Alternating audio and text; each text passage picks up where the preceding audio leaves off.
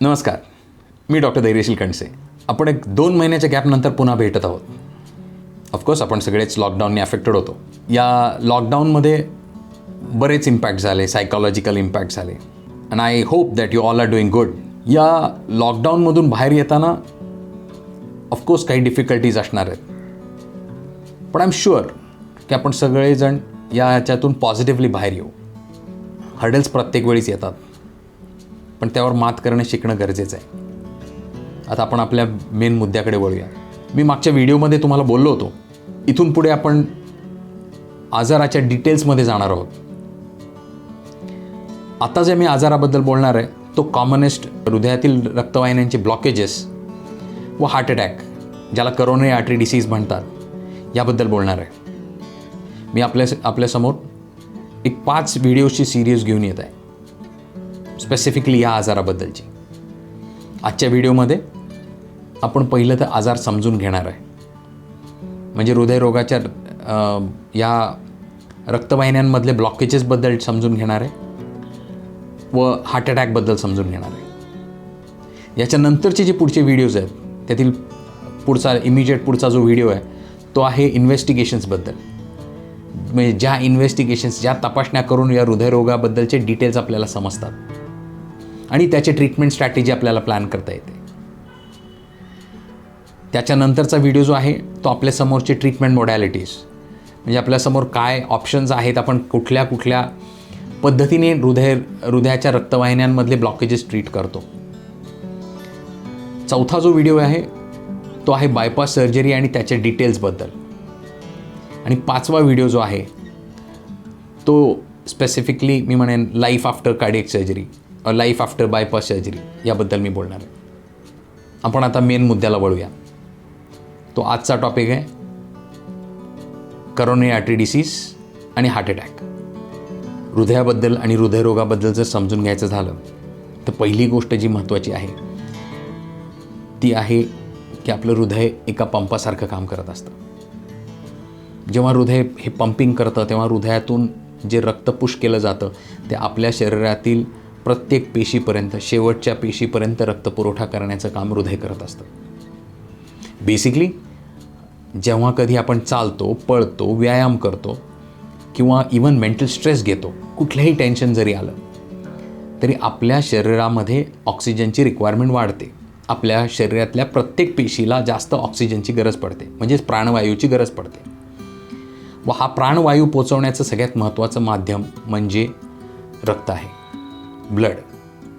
आणि ह्या ब्लडला तिथेपर्यंत पोचवण्यासाठी जे पंपिंग ॲक्शन आहे हे हृदय करत असतं. ह्या प्रत्येक एफर्टच्या वेळी हृदयाला जेव्हा कधी आपण चालतो, पळतो किंवा इवन पायऱ्या चढतो किंवा टेन्शन येतं, त्या प्रत्येक वेळी जेव्हा बॉडीतली ऑक्सिजनची रिक्वायरमेंट वाढते तेव्हा आपल्या हृदयाला जास्त काम पडतं. हृदयाला जोरात काम करावं लागतं, जास्त वेळा हार्टबीट्स होतात आणि जे हृदय फोर्सफुली रक्त पुढे ढकलतं आणि त्याच्यानी हा जेवढी रिक्वायरमेंट आहे तेवढं ब्लड पोचवण्याचं काम होतं आणि ऑक्सिजन पोचवण्याचं काम होतं. आता जेव्हा कधी ही रिक्वायरमेंट वाढते तेव्हा हृदय स्वतः स्नायू आहे. हृदयाला स्वतःला जास्त ऑक्सिजनची गरज पडते, हृदयाला स्वतःला जास्त रक्ताची गरज पडते. हृदयाला 3 रक्तवाहिन्याने रक्तपुरवठा होतो. ह्यात हृदयाच्या खालच्या कप्प्यातून हृदयात जी महाधमनी आहे त्या महाधमनीतून अख्ख्या शरीराला रक्तपुरवठा होत असतो. त्याच्यातून एक रक्तवाहिनी उजव्या बाजूला निघते, ज्याला राईट करोनरी आर्टरी म्हणतात. ती अशी हृदयाच्या उजव्या बाजूला रक्तपुरवठा करते, ज्याला RCA म्हणतात, म्हणजे राईट करोनरी आर्टरी. तसेच एक मेन रक्तवाहिनी डाव्या बाजूने निघते आणि ती पुढे जाऊन परत 2 पार्टमध्ये डिवाईड होते. त्याच्यानंतर काही ब्रँचेस असतात, पण ह्या 2 रक्तवाहिन्या ज्या आहेत यातील ह्या रक्तवाहिन्याला LCX म्हणतात आणि दुसऱ्या रक्तवाहिनीला LAD म्हणतात. त्याच्यातून ते छोट्या छोट्या रक्तवाहिन्याच्या ब्रँचेसनी अख्ख्या हृदयाला रक्तपुरवठा होत असतो. ही LAD जी आहे, LAD left anterior descending artery, ही हृदयाची सगळ्यात महत्त्वाची रक्तवाहिनी ही हृदयाच्या 2/3 पार्टला ब्लड सप्लाय करते.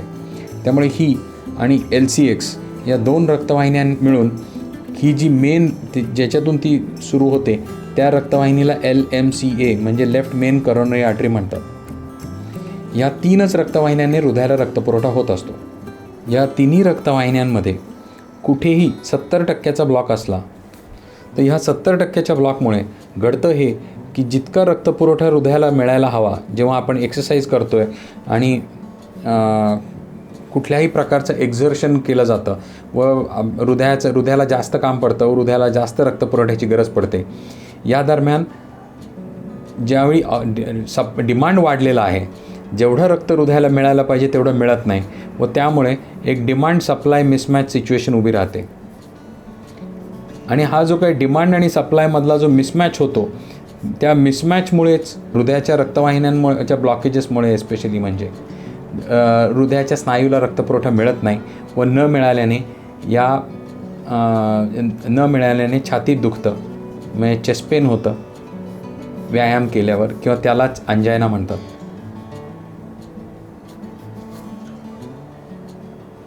जेव्हा कधी हृदयाच्या रक्तवाहिन्यांमध्ये ब्लॉकेजेस असतात आणि ते सिग्निफिकंट असतात आणि एखादी रक्ताची गुठळी जी बऱ्यापैकी जरी छोटी असली ती नॉर्मल रक्तवाहिनीमधून निघून जाते, पण ती जेव्हा ह्या ब्लॉकेजच्या एरियामध्ये येऊन अडकते आणि ती चोक होते तेव्हा इथला रक्तपुरवठा पूर्णपणे बंद पडतो. जेव्हा हा रक्तपुरवठा 100% बंद पडतो तेव्हा पुढे काहीही रक्त जात नाही व खालचा जो स्नायू आहे तो धोक्यात येतो आणि तो मरू शकतो. ह्या परिस्थितीला हार्ट अटॅक येणं म्हणतात. आणि आपली जी काही ट्रीटमेंट आहे ती या 2 गोष्टींकडे फोकस्ड आहे.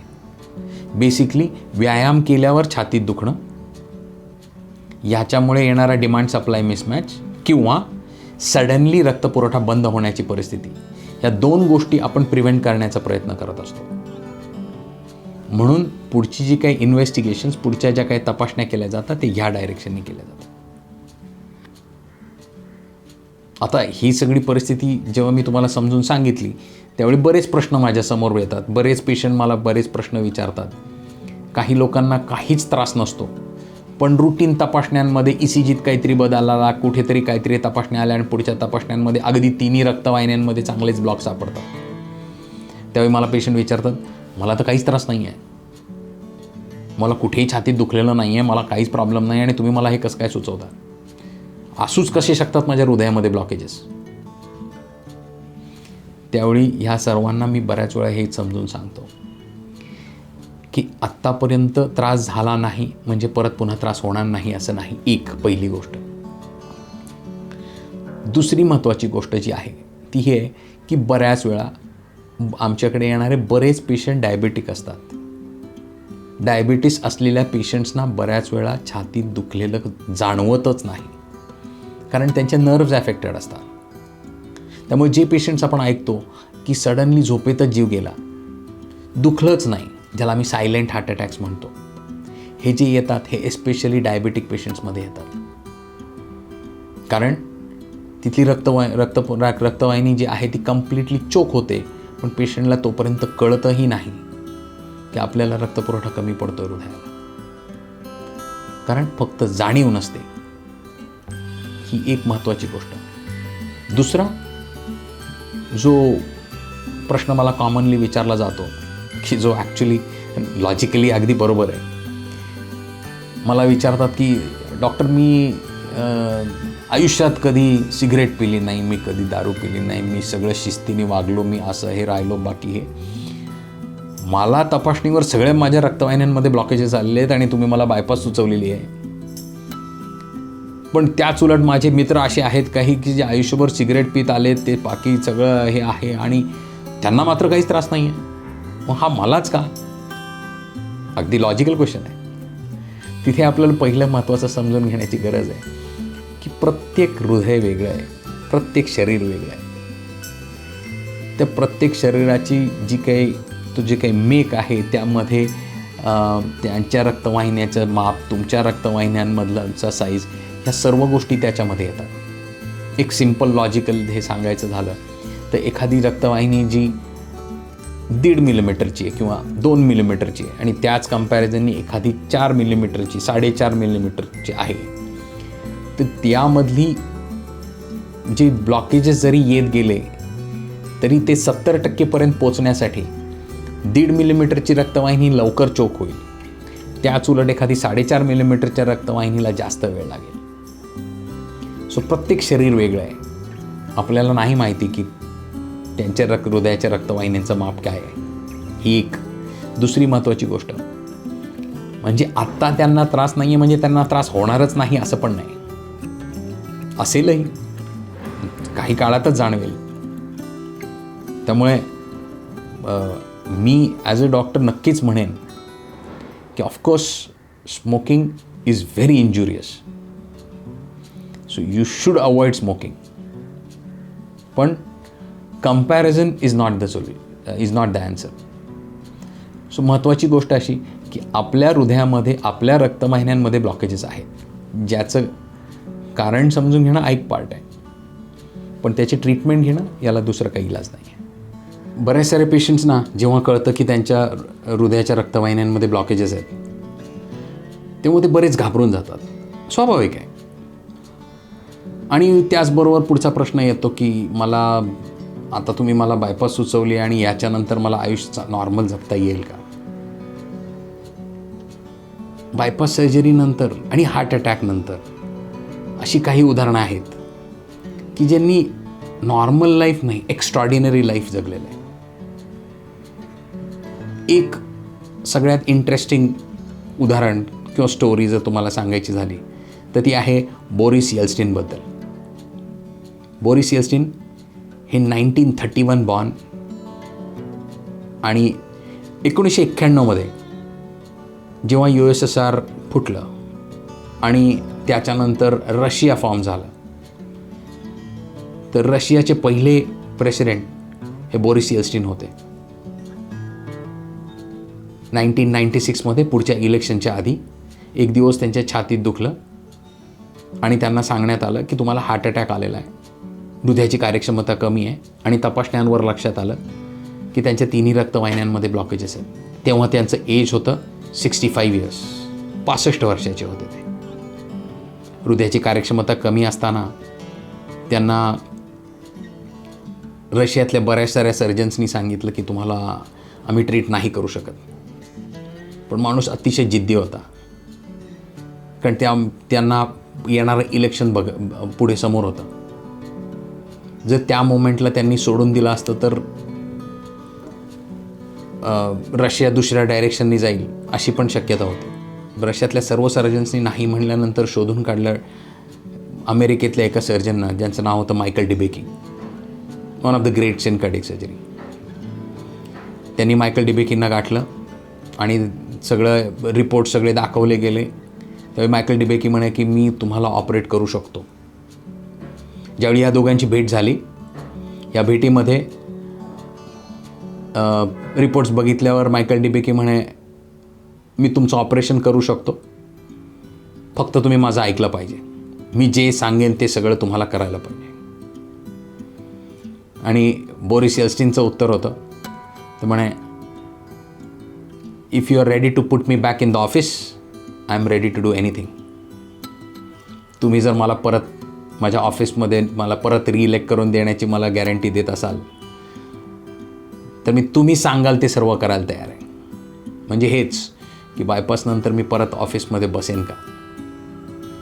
मायकल डिबेकी हो म्हणले. ऑपरेशन झालं आणि पुढच्या 4 महिन्यामध्ये परत पुढच्या इलेक्शनमध्ये बोरिस येल्स्टिन निवडून आले. त्यापुढे 3 वर्ष त्यांनी पूर्ण रशियाचा कारभार सांभाळला आणि त्याच्यानंतर म्हणजे ऑपरेशनपासून त्यांचा मृत्यू साधारण 2007 झाला. म्हणजे ऑपरेशननंतर 11 वर्ष ते व्यवस्थित जगत होते. हृदयाच्या रक्तवाहिन्यांमध्ये ब्लॉकेजेस सापडले म्हणजे काही घाबरून जायचं कारण नाही, कारण या हृदयाच्या रक्तवाहिन्यांमधल्या ब्लॉकेजेसवर मात करता येऊ शकते. पण प्रॉब्लेम होतो तो अज्ञानामुळे आणि इनकम्प्लीट इन्फॉर्मेशनमुळे. आजच्या टॉपिकमध्ये आपण ह्याच रक्तवाहिन्यांमधल्या ब्लॉकेजेसबद्दल समजून घेतलं. आय होप की तुम्हाला याबद्दल सगळं काही समजलं आणि तुम्हाला हा टॉपिक आवडला. याबद्दल तुम्हाला काही जरी डाऊट असतील तर तुम्ही मला खाली कमेंट्समध्ये काय लिहू शकता. मी त्याबद्दल तुम्हाला रिस्पॉन्ड पण करेन किंवा पुढच्या टॉपिक्समध्ये मी ते कंप्लीट कवर पण करेन. सो भेटूयात पुढच्या व्हिडिओमध्ये, ज्या व्हिडिओमध्ये आपण इन्व्हेस्टिगेशन्सबद्दल बोलणार आहोत.